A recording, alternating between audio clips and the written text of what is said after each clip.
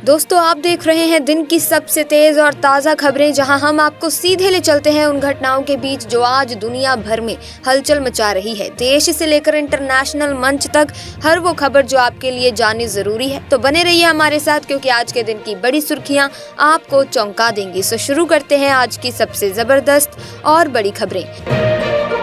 प्रधानमंत्री नरेंद्र मोदी ने हाल ही में कहा है कि जब समाज में हिंसा फैलाने की कोशिश की जाती है तो उन्हें बहुत दुख होता है। ये बात उन्होंने आज शाम नई दिल्ली में भारतीय कैथोलिक विश्व सम्मेलन द्वारा आयोजित क्रिसमस समारोह के दौरान कही। इस दौरान उन्होंने जर्मनी के क्रिसमस बाजार पर हाल ही में हुए हमले का भी जिक्र किया। साथ ही राष्ट्रपति द्रौपदी मुर्मू ने हाल ही में कहा कि अब ट्रीटमेंट के क्षेत्र में टेक्नोलॉजी का बढ़ता हुआ उपयोग ट्रीटमेंट और इंजीनियरिंग इंस्टीट्यूट्स के बीच सहयोग को बेहद अहम बना देता है। ये बात उन्होंने शाम नई दिल्ली में वर्धमान महावीर मेडिकल कॉलेज और सफदरगंज अस्पताल के छठे दीक्षांत समारोह में कही। राष्ट्रपति ने बताया कि artificial intelligence, mRNA technology, robotics और 3D बायो प्रिंटिंग जैसी नई टेक्निक्स से ट्रीटमेंट क्षेत्र में बड़े बदलाव आने वाले हैं। वहीं SBI जनरल इंश्योरेंस के MD और CEO नवीन चंद्र झा ने हाल ही में मुंबई में सुब्रत पांडा और आतिरा वॉरियर से बात की। उन्होंने सामान्य बीमा उद्योग में हाल ही की सुस्ती के बावजूद बेहतर प्रदर्शन करने के बारे में चर्चा की और साथ ही हाल ही की चुनौतियों से निपटने के लिए अपनाई गई रणनीतियों के बारे में भी बताया। बांग्लादेश उच्चायोग ने भारत से शेख हसीना के प्रत्यर्पण के लिए एक नोट भेजा है। विदेश मंत्रालय के प्रवक्ता रणधीर जायसवाल ने कहा कि इस मामले पर अभी भी वे कोई टिप्पणी नहीं कर सकते। बता दें कि बांग्लादेश की अंतरिम सरकार ने शेख हसीना को वापस भेजने के लिए भारत को एक राजनयिक नोट भेजा था, क्योंकि अगस्त में बांग्लादेश के प्रधानमंत्री पद से हटाए जाने के बाद से वे भारत में रह रही हैं। साथ ही प्रधानमंत्री मोदी ने देश के 45 अलग अलग जगहों पर रोजगार मेला आयोजित किया। इसमें उन्होंने वीडियो कॉन्फ्रेंसिंग के जरिए 71,000 युवाओं को ज्वाइनिंग लेटर दिए। ये रोजगार मेला मोदी जी के तीसरे कार्यकाल का दूसरा मेला था, जो 2024 के लिए लोकसभा चुनाव के बाद हुआ। वहीं नवंबर महीने में कृषि मजदूरों और ग्रामीण मजदूरों के लिए अखिल भारतीय उपभोक्ता मूल्य सूचकांक में 5 अंकों की बढ़ोतरी देखी गई। अब ये क्रमशः 1320 और 1331 के स्तर पर पहुंच गए हैं। इसके साथ ही नवंबर महीने के लिए इन दोनों सूचकांकों यानी कि इंडेक्स पर साल दर साल मुद्रास्फीति दर 5.35% और 5.47% रही है। शेयर बाजार आमतौर पर हर हफ्ते शनिवार और रविवार को बंद रहता है, लेकिन इस बार 1 फरवरी को बजट पेश किया जाएगा, जो कि शनिवार को पड़ रहा है। ऐसे में निवेशकों को ये सवाल था कि उस दिन शेयर बाजार खुलेगा या नहीं। अब BSE और NSE ने सर्कुलर जारी करके साफ कर दिया है कि 1 फरवरी को शेयर बाजार में ट्रेडिंग होगी। अडानी समूह से जुड़ी एक बड़ी खबर सामने आ रही है। अडानी एंटरप्राइजेस की एक सहायक company Adani defence and aerospace ने एयरवर्क्स में 85.8% की हिस्सेदारी खरीदने का समझौता किया है। एयरवर्क्स भारत की सबसे बड़ी निजी कंपनी है जो एयरक्राफ्ट की मेंटेनेंस, रिपेयर और ओवरऑल का काम करती है, यानी कि MRO का काम करती है। ये समझौता 23 दिसंबर 2024 को हुआ। साथ ही अहमदाबाद में एक अजीब घटना घटी, जहां कुछ अज्ञात लोगों ने सोमवार तड़के बाबा साहेब अम्बेडकर की प्रतिमा को तोड़ डाला। इसके बाद लोग सड़कों पर उतरकर विरोध प्रदर्शन भी करने लगे। पुलिस ने इस मामले में FIR दर्ज कर ली और अपराधियों की पहचान करने के लिए आसपास के CCTV फुटेज चेक किए जा रहे हैं। साथ ही उत्तर प्रदेश के पीलीभीत में एक बड़ी मुठभेड़ हुई, जब खालिस्तानी कमांडो फोर्स के 3 आतंकियों ने पंजाब के गुरदासपुर पुलिस चौकी पर ग्रेनेड से हमला किया। यूपी पुलिस और पंजाब पुलिस ने मिलकर ऑपरेशन चलाया और इन 3 आतंकियों को ढेर कर दिया। मारे गए आतंकियों के पास से 2 AK-47 राइफल, 2 ग्लॉक पिस्टल और काफी कारतूस बरामद हुए हैं। साथ ही दोस्तों, जैसा कि मौसम विभाग ने बताया, दिल्ली और आसपास के इलाकों में ठंड बढ़ने वाली है। 27-28 दिसंबर को भारी बारिश हो सकती है, जिससे ठंड और भी बढ़ सकती है। खासकर पहाड़ी इलाकों में जैसे कश्मीर, हिमाचल और उत्तराखंड में बर्फबारी की संभावना है, जो ठंड को और भी ज्यादा बढ़ाएगी। इसी के साथ महाराष्ट्र के पुणे शहर के वाघोली चौक इलाके में एक बहुत ही दुखद खबर आई है। रात करीब 1 बजे फुटपाथ पर सो रहे 2 बच्चों और एक व्यक्ति को एक डंपर ट्रक ने कुचल दिया। इस हादसे में 3 लोगों की मौत हो गई और 6 लोग घायल भी हो गए। ये घटना बहुत ही दर्दनाक है दोस्तों, और सभी की भावनाओं को झकझोर कर रख देने वाली है।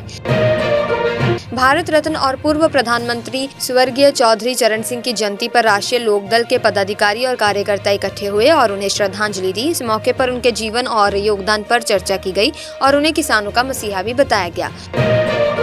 हैदराबाद पुलिस ने पुष्पा 2 के अभिनेता अल्लू अर्जुन को थिएटर भगदड़ मामले में पूछताछ के लिए बुलाया है। ये मामला 4 दिसंबर को हुआ था, जब पुष्पा 2 की स्क्रीनिंग के दौरान एक भगदड़ में एक महिला की मौत हो गई और उसका बेटा गंभीर रूप से घायल भी हो गया। इस घटना के बाद अभिनेता अल्लू अर्जुन को जेल में एक रात बितानी पड़ी थी, लेकिन अब वो जमानत पर बाहर है। साथ ही दिल्ली विधानसभा चुनाव से पहले आम आदमी पार्टी के अरविंद केजरीवाल ने एक बड़ी घोषणा करने का इशारा किया है। उन्होंने ट्वीट करके बताया कि वो दोपहर 12:30 बजे एक बड़ी घोषणा करेंगे जो दिल्ली वालों को बहुत खुश कर देगी। हालांकि उन्होंने इस बारे में कोई जानकारी नहीं दी है कि वो किस बारे में घोषणा करेंगे। प्रधानमंत्री नरेंद्र मोदी जी पूर्व प्रधानमंत्री अटल बिहारी वाजपेयी की 100वीं जयंती के मौके पर खजुराहो मध्य प्रदेश में कई बड़ी विकास परियोजनाओं की शुरुआत करने वाले हैं। इनमें सबसे खास है केन बेतवा नदी जोड़ने की परियोजना। ये तो देश में नदियों को जोड़ने की पहली बड़ी योजना है। इससे मध्य प्रदेश और उत्तर प्रदेश के कई जिलों के किसानों को काफी ज्यादा फायदा होगा। साथ ही इसरो इस महीने की 30 तारीख को स्पेडएक्स मशीन लॉन्च करने वाला है। इसके लिए श्रीहरिकोटा से PSLV रॉकेट के जरिए 2 छोटे-छोटे उपग्रह छोड़े जाएंगे। ये मिशन इसीलिए खास है क्योंकि इसमें अंतरिक्ष में डॉकिंग और अनडॉकिंग की तकनीक का टेस्ट होगा। डॉकिंग मतलब एक स्पेसक्राफ्ट का दूसरे स्पेसक्राफ्ट से जुड़ना और अनडॉकिंग मतलब दोनों का अलग हो जाना। ये काफी एडवांस चीज है और भारत के स्पेस प्रोग्राम के लिए बड़ा कदम माना जा रहा है। इसी के साथ हिमाचल की निचली पहाड़ियों में तो जबरदस्त ठंड पड़ रही है। मौसम विभाग ने बिलासपुर, ऊना, हमीरपुर और मंडी के लिए 4 दिन का ऑरेंज अलर्ट जारी किया है। मतलब ठंड इतनी बढ़ गई है कि लोगों को सच में सावधान रहना पड़ेगा। ऊपर से पंजाब और हरियाणा जैसे राज्यों में भी हल्की बारिश हो रही है, जिससे तापमान और गिर गया है। वहीं अमेरिकन एयरलाइंस की सारी फ्लाइट्स करीब 2 घंटे तक ग्राउंडेड थी। वो क्रिसमस से ठीक एक दिन पहले, जब सबसे ज्यादा ट्रैफिक होता है। टेक्निकल प्रॉब्लम के चलते सुबह ये झमेला हुआ। अमेरिकी टाइम के हिसाब से सुबह 6 से 8 बजे तक उनकी सारी फ्लाइट्स रुकी हुई थी। अब सोचो यात्रियों का क्या हाल हुआ होगा। अच्छी बात यह है कि अब उड़ानें दोबारा शुरू हो चुकी हैं। साथ ही अफगानिस्तान में पक्तिका प्रांत के बरमल जिले पर पाकिस्तान ने हवाई हमले कर दिए। इसमें करीब 15 लोग मारे गए, जिनमें महिलाएं और बच्चे भी शामिल हैं। सुनने में आ रहा है कि मरने वालों की संख्या और बढ़ सकती है। ANI की रिपोर्ट के मुताबिक ये हमला 24 दिसंबर की रात को हुआ।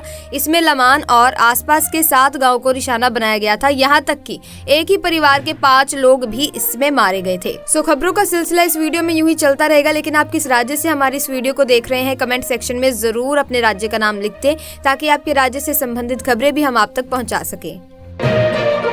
इसी के साथ दोस्तों, रामपुर जिले में एक बड़ी घटना हुई है। वहां पंजाब पुलिस की एक एम्बुलेंस दुर्घटनाग्रस्त हो गई, जिसमें 3 आतंकियों के शव थे। ये तीनों आतंकी हाल ही में पीलीभीत में हुए एनकाउंटर में मारे गए थे। पुलिस का कहना है कि ये तीनों खालिस्तानी थे, जिन्हें पुलिस ने मुठभेड़ में ढेर कर दिया था।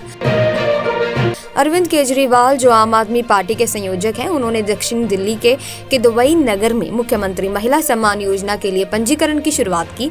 उन्होंने मुख्यमंत्री आतिशी के साथ मिलकर अपने विधानसभा क्षेत्र नई दिल्ली के इस इलाके में महिलाओं का ऑनलाइन रजिस्ट्रेशन कराया। इस दौरान केजरीवाल ने महिलाओं को योजना के बारे में भी बताया। केरल के राज्यपाल आरिफ मोहम्मद खान को अब बिहार का राज्यपाल बना दिया गया है। वो राजेंद्र विश्वनाथ आर्लेकर की जगह लेंगे। आर्लेकर को अब केरल भेजा गया है। इसके अलावा केरल के पूर्व गृह सचिव अजय कुमार भल्ला को मणिपुर का राज्यपाल बना दिया गया और ओडिशा के राज्यपाल रघुबर दास ने इस्तीफा दे दिया, जिसे स्वीकार कर लिया गया है। चंडीगढ़ नगर निगम में मेयर के चुनाव के दौरान जो विवाद हुआ था दोस्तों, वो मंगलवार को फिर से सामने आया। इसमें आरोप था कि मनोनीत पार्षद अनिल मसीह ने गड़बड़ी की थी और इसी वजह से पार्षदों के बीच हाथापाई हो गई। कांग्रेस और भाजपा दोनों के पार्षद आपस में भिड़ गए और इस झगड़े के चलते निगम की बैठक स्थगित करनी पड़ी। साथ ही डॉक्टर जितेंद्र सिंह, जो कार्मिक लोक शिकायत और पेंशन राज्य मंत्री हैं, उन्होंने बताया कि शासन को सरल और नागरिकों के लिए और भी सुविधाजनक बनाने के लिए लगभग 2000 पुराने नियम कानून खत्म कर दिए गए हैं। ये बात उन्होंने सुशासन दिवस की पूर्व संध्या पर नई दिल्ली में आयोजित एक कार्यक्रम के दौरान कही। इस मौके पर उन्होंने प्रधानमंत्री नरेंद्र मोदी के नेतृत्व में किए गए प्रमुख प्रशासनिक सुधारों का भी उल्लेख किया। अमित शाह, जो कि एक सहकारिता मंत्री हैं, उन्होंने नई दिल्ली में 10,000 से ज्यादा नवनिर्मित बहुउद्देशीय प्राथमिक कृषि, डेयरी और मत्स्य पालन सहकारी समितियों को देश को समर्पित करेंगे। वे राष्ट्रीय सहकारिता सम्मेलन में इन नई समितियों को पंजीकरण प्रमाण पत्र, किसान क्रेडिट कार्ड और माइक्रो ATM भी वितरित करेंगे। इसका मुख्य उद्देश्य पंचायतों के क्रेडिट सुविधा की उपलब्धता बढ़ाना, वित्तीय समावेशन को बढ़ावा देना और ग्रामीणों के लिए योजनाओं का लाभ उठाना आसान बनाना है। वहीं दिल्ली में बांग्लादेशी नागरिकों के अवैध रूप से रहने के मामले में पुलिस ने एक बड़ी कार्रवाई की है। दक्षिण जिला पुलिस के वाहन चोरी निरोधक दस्ते ने एक सिंडिकेट का भंडाफोड़ किया है जो बांग्लादेशियों के लिए फर्जी भारतीय दस्तावेज जैसे आधार, पैन कार्ड और वोटर कार्ड बनाता था। ये एक बड़ी सफलता है क्योंकि इससे कई अवैध गतिविधियों पर लगाम लगने की पूरी उम्मीद जताई जा रही है। SBI जनरल इंश्योरेंस के MD और CEO नवीन चंद्र झा ने हाल ही में मुंबई में सुब्रत पांडा और अतीरा वॉरियर से बात की। उन्होंने सामान्य बीमा उद्योग में हाल की सुस्ती के बावजूद बेहतर प्रदर्शन करने के बारे में चर्चा की और साथ ही हाल ही की चुनौतियों से निपटने के लिए अपनाई गई रणनीतियों के बारे में भी बताया। दोस्तों, अगर जनवरी में फूड प्राइसेस में कमी आती है तो RBI की मॉनेटरी पॉलिसी कमेटी फरवरी में रेपो रेट को कम करने पर विचार कर सकती है। ICICI बैंक की रिपोर्ट के मुताबिक खाद्य मुद्रास्फीति में गिरावट से रेपो रेट में कटौती का पक्ष मजबूत होगा। इसके अलावा वित्त मंत्री निर्मला सीतारमण और कुछ केंद्रीय मंत्री पहले ही कह चुके हैं कि आर्थिक विकास को तेज करने के लिए ब्याज दरों में कटौती की जरूरत है। RBI ने हाल ही में अपने बुलेटिन में बताया कि देश की अर्थव्यवस्था अब दूसरी तिमाही में आई मंदी से उबर रही है। रिपोर्ट के मुताबिक सितंबर तिमाही में जो मंदी देखी गई थी वो अब मजबूत त्योहारी गतिविधियों और ग्रामीण इलाकों में बढ़ती मांग की वजह से ठीक हो रही है। दिसंबर के बुलेटिन में ये भी कहा गया है कि वैश्विक अर्थव्यवस्था भी स्थिर विकास और कम मुद्रास्फीति के साथ लचीला बना हुआ है। वहीं पुंछ जिले में एक सेना की वैन 350 फीट गहरी खाई में गिर गई। वैन में 18 जवान सवार थे जिनमें से 5 की मौत हो गई और 13 घायल हो गए। इनमें से 4 की हालत बहुत ज्यादा गंभीर बताई जा रही है। जैसे ही हादसे की दोस्तों जानकारी मिली तो सेना की क्विक रिस्पांस टीम मौके पर पहुंची और रेस्क्यू ऑपरेशन शुरू किया। घायल जवानों को नजदीकी अस्पतालों में भर्ती किया गया। अब सर्च ऑपरेशन खत्म हो चुका है। वहीं दिल्ली पुलिस ने हाल ही में एक बड़े ऑपरेशन के तहत एक गिरोह का खुलासा किया है जो अवैध बांग्लादेशियों की फर्जी दस्तावेज बनाकर भारतीय नागरिकता दिलवा रहा था। ये गिरोह अवैध बांग्लादेशियों को दिल्ली का वोटर बनाने का काम कर रहा था। पुलिस ने इस मामले में 11 लोगों को गिरफ्तार किया है जिनमें 5 बांग्लादेशी और 6 स्थानीय लोग शामिल थे। वहीं दिल्ली में प्रदूषण में कुछ सुधार देखने को मिला है जिसके बाद CAQM ने दिल्ली और NCR से ग्रैप 4 हटा दिया है। ग्रैप 4 के तहत काफी सख्त नियम थे जैसे कि निर्माण गतिविधियों पर पूरी तरह से रोक और गैर जरूरी प्रदूषणकारी ट्रकों की दिल्ली में एंट्री पर पाबंदी।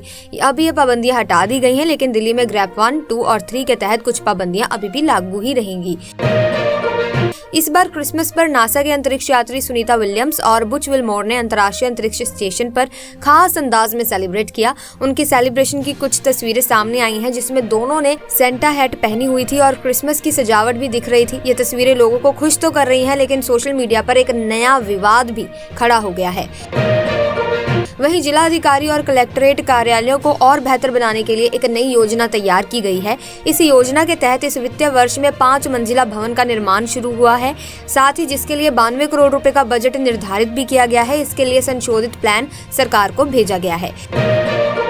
साथ ही दिल्ली सरकार ने आम आदमी पार्टी की 2 योजनाओं के पंजीकरण को अवैध करार दिया है। सरकार के 2 विभागों ने लोगों से अपील की है कि वे किसी के झांसे में न आए और अपनी व्यक्तिगत जानकारी किसी से शेयर न करें। स्वामित्व योजना के तहत 27 दिसंबर को प्रधानमंत्री नरेंद्र मोदी वर्चुअली लाभार्थियों से बात करेंगे और उन्हें घरौनी वितरित करेंगे। इस देशव्यापी कार्यक्रम में बनारस के 3800 लाभार्थियों को उनके घरों के दस्तावेज मिलेंगे। इसके लिए जनपद में तैयारियां भी शुरू हो गई हैं। इसी के साथ टीला मोड़ थाना क्षेत्र के सिकंदरपुर में झुग्गियों में आग लग गई। इस हादसे में 4 बच्चों समेत 6 लोग झुलस गए। उन्हें अस्पताल ले जाया गया जहां 3 बच्चों को छुट्टी दे दी गई जबकि दंपत्ति और एक बच्ची का इलाज अभी भी जारी है। आग में 2 झुग्गियां जलकर राख हो गई लेकिन अग्निशमन कर्मियों के पहुंचने से पहले ही लोगों ने आग बुझा दी थी। वहीं अगले महीने होने वाले राशन वितरण में अब राशन कार्ड धारकों को ज्वार और बाजरा जैसे मोटे अनाज भी दिए जाएंगे। अंत्योदय कार्ड धारकों को बाजरा मिलेगा जबकि पात्र गृहस्थी कार्ड धारकों को ज्वार मिलेगा। इसके साथ ही चावल और गेहूं भी मिलेगा। जिले में कुल 7,94,539 परिवार राशन कार्ड धारक है जिनमें से 63,148 अंत्योदय कार्ड और 7,31,391 पात्र गृहस्थी कार्ड हैं। ये सभी राशन 1,383 दुकानों से दिया जाएगा। वहीं देखिए अगली खबर, संभल हिंसा में शामिल 7 लोगों को पुलिस ने गिरफ्तार किया और फिर उन्हें कोर्ट में पेश भी किया जहां से उन्हें जेल भेज दिया गया। पुलिस अब और उपद्रवियों की पहचान कर रही है और उनकी तलाश में लगी हुई है। इस बीच पुलिस ने 91 नए उपद्रवियों को चिन्हित किया है और जल्द ही उन्हें भी गिरफ्तार किया जाएगा। साथ ही महिला क्रिकेट में भारत ने शाम वडोदरा के कोंटाबी स्टेडियम में दूसरे वनडे में वेस्ट इंडीज को 115 रनों से हराकर 3 मैचों की आईसीसी चैंपियनशिप श्रृंखला 2-0 से जीत ली है। भारत ने पहले बल्लेबाजी करते हुए 349 रनों का बड़ा लक्ष्य दिया और वेस्ट इंडीज की टीम 46.2 ओवर में 243 रन पर ऑल आउट हो गई। साथ ही संचार मंत्रालय ने बताया कि 22 अक्टूबर को अंतर्राष्ट्रीय इनकमिंग फर्जी कॉल रोकथाम प्रणाली शुरू करने के बाद से 2 महीने में भारतीय नंबरों से फर्जी अंतर्राष्ट्रीय कॉल की संख्या में 90% से ज्यादा कमी आई है। दिसंबर 2024 में आई रिपोर्ट के मुताबिक भारतीय नंबरों से पहचान कर ब्लॉक की गई फर्जी कॉल्स की संख्या 6 लाख तक पहुंच गई, जबकि अक्टूबर में ये संख्या 1.35 करोड़ थी। इसी के साथ अफगानिस्तान में पक्तिका प्रांत के बरमल जिले पर पाकिस्तान ने हवाई हमले कर दिए। इसमें करीब 15 लोग मारे गए, जिनमें महिलाएं और बच्चे भी शामिल हैं। सुनने में आ रहा है कि मरने वालों की संख्या और बढ़ सकती है। ANI की रिपोर्ट के मुताबिक ये हमला 24 दिसंबर की रात को हुआ। इसमें लमान और आसपास के 7 गाँव को निशाना बनाया गया था। यहाँ तक कि एक ही परिवार के 5 लोग भी इसमें मारे गए। फिलहाल के लिए दोस्तों आज की वीडियो में बस इतना ही। आई होप वीडियो आपको इन्फॉर्मेटिव लगी होगी। अगर हाँ तो वीडियो को लाइक करें, शेयर करें, चैनल को सब्सक्राइब करके बेल आइकन को प्रेस कीजिए ताकि नए वीडियोस की अपडेट आपको मिलती रहे। मिलेंगे जल्द ही, तब तक के लिए थैंक्स फॉर वॉचिंग।